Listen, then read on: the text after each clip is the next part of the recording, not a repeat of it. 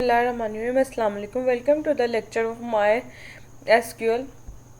ये हमारे माई sequel course से जो है रिलेटेड सेकंड ट्यूटोरियल है और इसमें हम देखेंगे हम अपने सिस्टम में कैसे माई सीक्वल को इंस्टॉल करेंगे और कैसे उसमें प्रैक्टिस करेंगे। लोगों को दो तरह के तरीके बताऊंगी, जिसके अंदर सबसे पहले वो तरीका है जो कि पीएचपी के स्टूडेंट हैं जो पहले से डेटाबेस जो जानते हैं उनको पता है कि उन्होंने पहले जैम सर्वर या वैम सर्वर जो है उन्होंने इंस्टॉल करना है, उसके बाद जो है वो एसक्यूएल के ऊपर काम करेंगे। तो अगर किसी ने नहीं किया तो पीएचपी में पूरा कोर्स है, उसमें इंस्टॉलेशन भी है जैम की, आप वहाँ से देख सकते हो। दूसरा यहाँ पे ये चीज़ है कि आपने माइस्क्यूएल वर्कबेंच जो है वो कैसे इंस्टॉल करना है। यहाँ देखें, अगर आपने जैम्प इंस्टॉल कर लिया तो अपनी विंडोज स्क्रीन पे, तो उसके बाद आपने उसको ओपन कर लेना है, ठीक है। और यहाँ पे जाके अपाची और माई सीक्वल को अपने स्टार्ट करना है। तो यहाँ पे जैसे मैंने स्टार्ट किया है और माई सीक्वल को भी मैंने स्टार्ट कर दिया। आपको वेट करनी जब तक ग्रीन नहीं हो जाती। ग्रीन होने का मतलब है माई सीक्वल जो है आप काम कर सकते हैं। इसके बाद आपको अपना ब्राउज़र ओपन करना है और यहाँ पे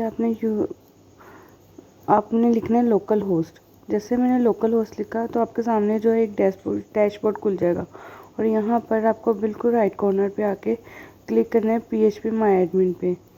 और यहाँ पे देखें PHP माई एडमिन का कंट्रोल जो है ओपन हो चुका है। बेसिकली ये वेब बेस्ड टूल है जिसमें जाके आप अपने माई सीक्वल की प्रैक्टिस कर सकते हैं। यहाँ पे देखिए लेफ्ट पे जहाँ पे आपको साइड बार दिख रहा है, तो यहाँ पे आपको जितने भी नेम्स आएंगे इसके सारे डेटाबेस के नेम्स हैं जो ऑलरेडी इसके अंदर अपडेटेड हैं। और जब आपने इसके ऊपर क्लिक करना है तो उसके अंदर जितने भी टेबल्स बने होंगे वो आपको शो होंगे। ये सारे टेबल्स आपको शो हो रहे हैं। और अगर आप इसके अंदर डेटाबेस क्रिएट करना चाहते हैं तो इसके लिए आपके लिए भी दो तरीके। सबसे पहला तरीका जो है डेटाबेस पे आप क्लिक करेंगे यहाँ पे, और यहाँ पे आपके सामने एक फॉर्म खुलेगा क्रिएट डेटाबेस का। आप जो भी नाम लिखना चाहते हैं उसको लिख के आप उसको बना लेंगे। तो ये देखें आपके सामने एक मैसेज आ जाएगा और ये डेटाबेस क्रिएट हो जाएगी, ठीक है। और ये हमारा डेटाबेस यहाँ पे क्रिएट हो चुका है। अब यहाँ पे आप देख भी सकते हैं और आपको डिस्प्ले भी हो रहा है। जब मैं इस पर क्लिक करूँगी तो देखें इसके अंदर कोई भी टेबल नहीं आएगी, क्योंकि अभी हमने कोई टेबल क्रिएट नहीं किया। टेबल को कैसे क्रिएट करते हैं आगे आने वाली वीडियोस में देखेंगे, तो यहाँ से आपको पता लगेगा कि आप अपने डेटाबेस को कैसे क्रिएट करेंगे। उसके लिए दूसरा तरीका है, आप होम पेज पर जाएँगे। आप ये देखें होम का लिंक आ रहा है, आप इस पर क्लिक करेंगे और यहाँ पे आपके सामने जो है ऊपर एक लिंक आ रहा है सीक्वल नाम से, इसको आप क्लिक करेंगे तो यहाँ से भी आप अपने डेटाबेस को ऑपरेट कर सकते हो। उसके लिए कमांड होगी, वो कमांड क्या होगी, क्रिएट डेटाबेस। और उसके बाद आप डेटाबेस का कोई भी एक नाम लिख दोगे। जो भी आप नाम लिखना चाहते हो वो आप लिख सकते हो। आपने कीवर्ड को ऐसे ही लिखना है, आप इसको कैपिटल लेटर में भी लिख सकते हो, स्मॉल लेटर में भी लिख सकते हो। और इसके बाद आपने डेटाबेस का नेम लेना है जिस नाम को आप क्रिएट करना चाहते हो। देखिए अगर मैं टेक्स्ट2 नाम से डेटाबेस लूँगी तो यहाँ पे देखिए उसके लिए मुझे लिखना है क्रिएट डेटाबेस। जो भी उसका नेम देना है वो मैं यहाँ लिख दूँगी। और उसके बाद आपको यहाँ पे जाना है, देखिए गो पे, और ये देखिए उसके बाद हमारे पास डेटाबेस जो है क्रिएट हो चुका है। ऊपर मैसेज भी आ चुका है सक्सेसफुल का, आप यहाँ पे देख सकते हैं। और यहाँ पे भी देख लें टेस्ट2 का भी एक बन चुका। तो है ये पहला तरीका कि कैसे हम माई सीक्वल की कमांड्स की प्रैक्टिस करेंगे। तो आपने यहाँ पे जस्ट सीक्वल लिंक को ओपन करना है। जो भी आपने वीडियोस देखेंगे उसकी आप प्रैक्टिस यहाँ पे कर सकते हो। आपको कोई भी थर्ड पार्टी सॉफ्टवेयर इंस्टॉल करने की ज़रूरत नहीं है। तो जैसा कि मैंने आपको बताया कि आपने अपनी वीडियो सीरीज़ में माई सीक्वल वर्कबेंच को इंस्टॉल करेंगे, तो अब आप देखें उसको इंस्टॉल कैसे करना है। अगर आपको इंस्टॉल करना है तो उससे पहले आपको अपने सिस्टम में जैम्प या वैम्प इंस्टॉल करना पड़ेगा और उसको स्टार्ट कर देना। तो यहाँ पे देखिए सेकंड टैब में मैंने यहाँ पे एक वेबसाइट ओपन की हुई है जिसका नाम है mysequel.com। आप यहाँ पे देख रहे हैं, तो यहाँ पे आके आपको देख के सेकेंड लिंक लिखेगा जिसका नाम है डाउनलोड्स, इस पर क्लिक करना है। जैसे ही लिंक ओपन हो जाएगा आपने पेज को स्क्रॉल करना और यहाँ पे नीचे एक लिंक आएगा MySQL कम्युनिटी डाउनलोड, आप इस पर क्लिक करोगे। इसके बाद आपके पास एक पेज ओपन होगा। MySQL के जितने भी सॉफ्टवेयर हैं वो सारे यहाँ पे लिखने हैं, मगर यहाँ पे आपने सिर्फ इंस्टॉल करना है MySQL वर्कबेंच, जिसको आपने ये सॉफ्टवेयर जो है ये बिल्कुल जो है PHP माई एडमिन की तरह ही काम करता है, लेकिन उसका जो यूज़र इंटरफेस है वो काफ़ी इंटरेक्टिव है, इसलिए हम इसको यूज़ करने वाले हैं। तो यहाँ पे देखें कि नीचे पेज को स्क्रॉल करेंगे तो यहाँ पे देखिए आपके पास लिंक आ रहा है। अगर आप विंडोज़ में होंगे तो ऑटोमेटिकली आपको विंडोज़ का लिंक मिल जाएगा, अगर आप मैक में हैं तो उसका लिंक आ जाएगा। अगर आप इसके अलावा किसी और ऑपरेटिंग सिस्टम के लिए डाउनलोड करना चाहते हैं तो फिर यहाँ पे ड्रॉप डाउन करके तो यहाँ पे आपको अलग अलग ऑपरेटिंग सिस्टम मिलेंगे, जैसे बहुत सारे यहाँ पे लिखे हुए हैं। किसी का भी आप इसमें जाके सॉफ्टवेयर डाउनलोड कर सकते हैं। अभी हम विंडोज़ के लिए ही करेंगे क्योंकि विंडोज़ के लिए मैं इसको डाउनलोड कर रही हूँ। तो यहाँ पे जाके आप डाउनलोड पर क्लिक करेंगे। क्लिक करने के बाद आपके पास एक पेज खुलेगा, ये कहेगा कि आप लॉगिन करें या साइन अप करें। लेकिन आपको लॉगिन नहीं करना तो आपने यहाँ पे जाके no thanks just start my download, तो इस पर क्लिक करेंगे और इसको डाउनलोड कर लेंगे। यहाँ पे आपके सामने एक विंडो ओपन हो जाएगी कि आपको इसको कहाँ पे डाउनलोड करना है। मैंने इसको ऑलरेडी डाउनलोड करके रखा हुआ है अपने डेस्कटॉप पे, तो मैं इसको यहाँ पे कैंसिल कर दूँगी, लेकिन आपको यहाँ पे सेव पे क्लिक करना है। अब जो इसकी फ़ाइल है इसको मैं ओपन कर लूँगी। यहाँ पे देखें मैंने डेस्कटॉप पे इसकी फ़ाइल को ओपन कर लिया। इस पर मैं क्लिक करूँगी। इस पर क्लिक करने के बाद आपके सामने एक जो है विंडो ओपन हो जाएगी जो कि एक सेटअप विजिट है। आप इस पर नेक्स्ट पे क्लिक करेंगे। जैसे ही मैंने ऑलरेडी इंस्टॉल करके रखा हुआ है तो ये न्यू इंस्टॉलेशन दिखा रहा है, यहाँ डाटा मॉडिफाई करना है, रिपेयर करना है। तो फिर आपके पास ये मॉडिफाई वाली नहीं आएगी, तो इसमें आपको कुछ भी चेंज करना है। जहाँ पे भी ऑलरेडी क्लिक होगा आपने इसको एज इट इज़ छोड़ के इसको ओके कर देना है। इसके बाद फिर नेक्स्ट पे और इसके बाद इंस्टॉल पे आपने इसको क्लिक कर देना है। कुछ ही सेकंड में आपके सिस्टम में इंस्टॉल हो जाएगी। मैंने ऑलरेडी इंस्टॉल किया हुआ है तो इसलिए मैं इसको यहाँ से कैंसिल कर दूँगी। इंस्टॉलेशन के बाद आपने इस सॉफ्टवेयर को ओपन कर लेना है, माई सीक्वल वर्कबेंच को। यहाँ पे देखिए मैंने 2 कनेक्शन बनाए हुए हैं। आपके सामने इस तरह की विंडो आएगी। तो अब मेरे पास ऑलरेडी कनेक्शन है, ठीक है। इसको मैं रिमूव कर दूँगी, राइट क्लिक करके डिलीट कनेक्शन कर दूँगी। तो यहाँ पे मैं डिलीट कर दूँगी। अगर आपके सामने कोई कनेक्शन बना हो तो मैं कहूँगी पहले उसको डिलीट कर दें, उसके बाद न्यू कनेक्शन बनाएं।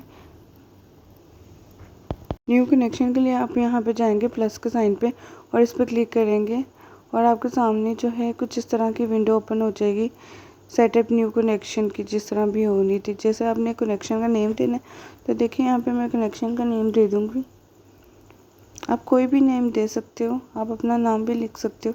तो मैं जस्ट यहाँ पे लिखूँगी, अपना नेम लिख दूँगी और उसके बाद मुझे इसमें से कनेक्शन को नहीं छेड़ना, सेम वही चीज़ें आपने रहने देनी है और पोर्ट भी यही रहेगी, ठीक है।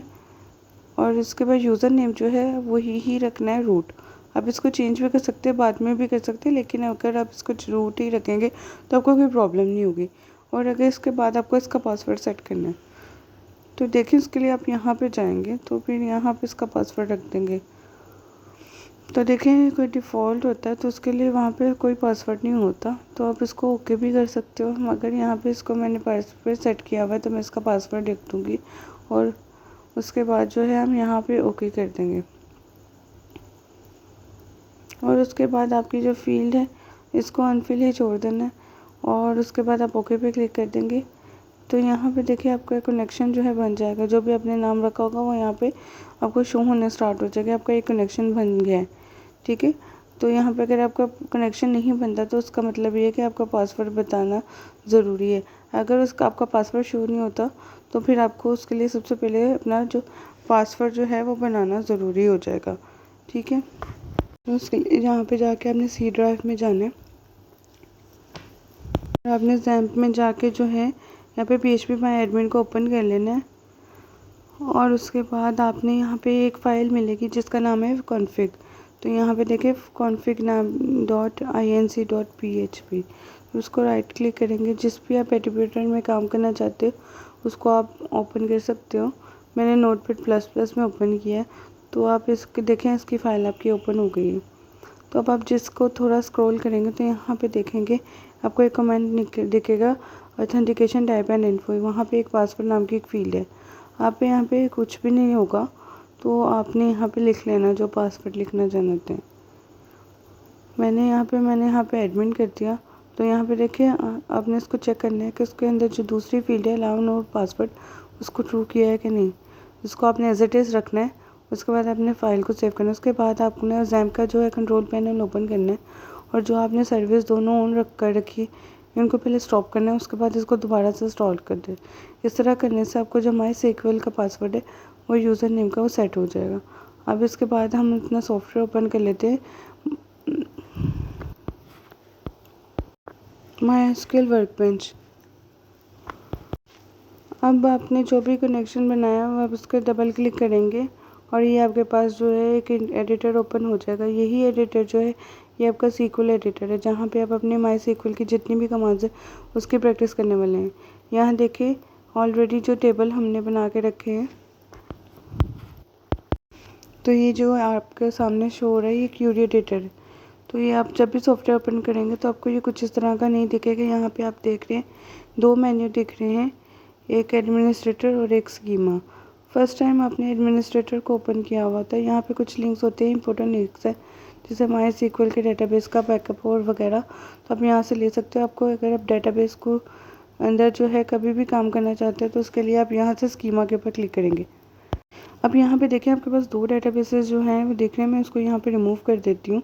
जैसे ही मैंने यहाँ पे रिमूव किया आप इसको देख सकते हैं, सेकंड वाला भी मैंने रिमूव कर दिया। ड्रॉप का मतलब है डिलीट करना। अब इसके बाद आप अपने वर्कबेंच को यूज़ करते डेटाबेस को क्रिएट करना चाहते हो तो आप इजीली कर सकते हैं। आपके लिए उसको कमांड पता है, क्रिएट डेटाबेस आप लिखेंगे तो आपका जो है डेटाबेस बन जाएगा। जो भी आप डेटाबेस का नाम लिखना चाहते हो वो आप लिख सकते हैं। जैसे मैंने यहाँ पे स्टूडेंट आपका डेटाबेस क्रिएट कर रही हूँ, तो मैं यहाँ पे देखिए मैंने लिख दिया।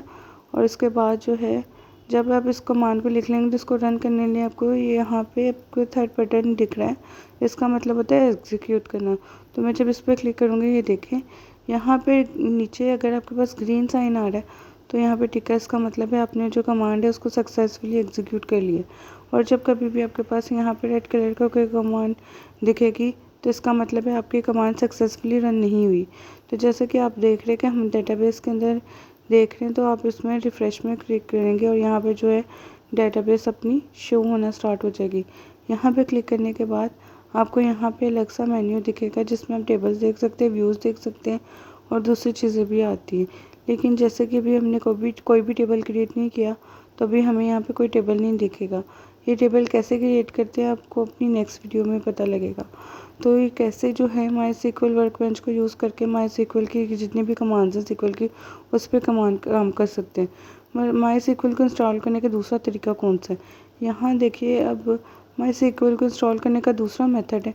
ये मेथड उन लोगों के लिए जिनमें XAMPP या WAMP कुछ भी इंस्टॉल नहीं किया और वो फर्स्ट टाइम MySQL को इंस्टॉल करना चाहते हैं। तो उसके लिए वो सबसे पहले कोई सॉफ्टवेयर इंस्टॉल करेंगे जिसका नाम है MySQL कम्युनिटी सर्वर। उसके लिए एक और सॉफ्टवेयर चाहिए जिसका नाम है वर्कबेंच। तो इसको कैसे इंस्टॉल करते हैं MySQL वर्कबेंच को, ये मैं ऑलरेडी बता चुकी हूँ। तो यहाँ पे सबसे पहले मुझे करना है MySQL कम्युनिटी सर्वर को कैसे इंस्टॉल करना है। यहाँ पे मैं आपको बता दूँ कि वर्कबेंच से पहले आपको कम्युनिटी सर्वर को पहले इंस्टॉल करना है, उसके बाद आपको वर्कबेंच को इंस्टॉल करना है, तभी वो प्रॉपर वर्क करेगा। तो देखिए कम्युनिटी सर्वर को हम डाउनलोड करना चाहते हैं, उसके लिए सबसे पहले ओपन करना mysql.com। अब यहाँ पे जाके आपको मेन्यू में जाके सेकंड लिंक पे क्लिक करना है जिसका नाम है डाउनलोड, और उसके बाद आपको पेज को स्क्रॉल करना है और यहाँ पे आपको सामने लिंक आएगा MySQL कम्युनिटी डाउनलोड। अब इस पर क्लिक करेंगे आपके पास एक पेज ओपन हो जाए जिसका अंदर आपको लिखा आ रहा है MySQL कम्युनिटी सर्वर। इस पर आपको क्लिक करना है। इसके बाद आपके सामने एक पेज ओपन होगा जो कि पेज है कम्युनिटी डाउनलोड्स के लिए। यहाँ पे आके आपको पेज को स्क्रॉल करना है और यहाँ पे आपके सामने एक जो है 2 तरीके के डाउनलोड्स आ रहे हैं। अगर आप मैक के यूज़र हैं तो आपके सामने जब मैक का सॉफ्टवेयर डाउनलोड आ जाएगा ऑटोमेटिकली। अभी मैं विंडोज़ के लिए काम कर रही हूँ तो मैं ऊपर वाला लिंक जो है उसको डाउनलोड कर लूँगी, जो भी है 272 MB का। इसको मैं डाउनलोड पे क्लिक करूँगी तो यहाँ पे आपके सामने एक पेज ओपन हो जाए जो कहेगा कि आप पहले साइनअप करना है लॉगिन। तो इसको लॉगिन करने की कोई ज़रूरत नहीं है। नीचे आपको लिखा है no thanks just start my downloads, आपको इसको क्लिक करना है। यहाँ पे आपके सामने एक विंडोज़ का ओपन डायलॉग बॉक्स ओपन हो जाएगा, उसमें जाकर आप कहीं पे भी जाकर इसको सेव करना चाहते हैं आप इसको सेव कर सकते हैं। तो सेव करने के लिए अब यहाँ पे सेव पे क्लिक करेंगे। मैं अभी सेव नहीं कर रही हूँ क्योंकि मैं ऑलरेडी XAMPP पे काम कर रही हूँ, तो इसलिए मैं इसको यूज़ नहीं कर रही हूँ MySQL वर्कबेंच।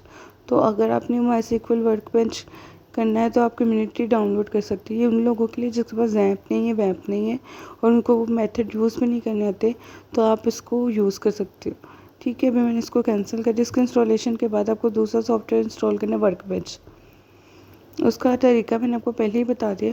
उसको इंस्टॉल करने के बाद आपने कनेक्शन बनाएंगे, उसमें कोई भी एक डेटाबेस क्रिएट कर सकते हैं जिस पे आपने आगे प्रैक्टिस करनी है। इस वीडियो में हमने यहाँ पे इतना सीख लिया कि माई सीक्वल को कैसे इंस्टॉल करना है। अब इसके बाद नेक्स्ट वीडियो में हम देखेंगे कि माई सीक्वल को अलग अलग कमांड्स के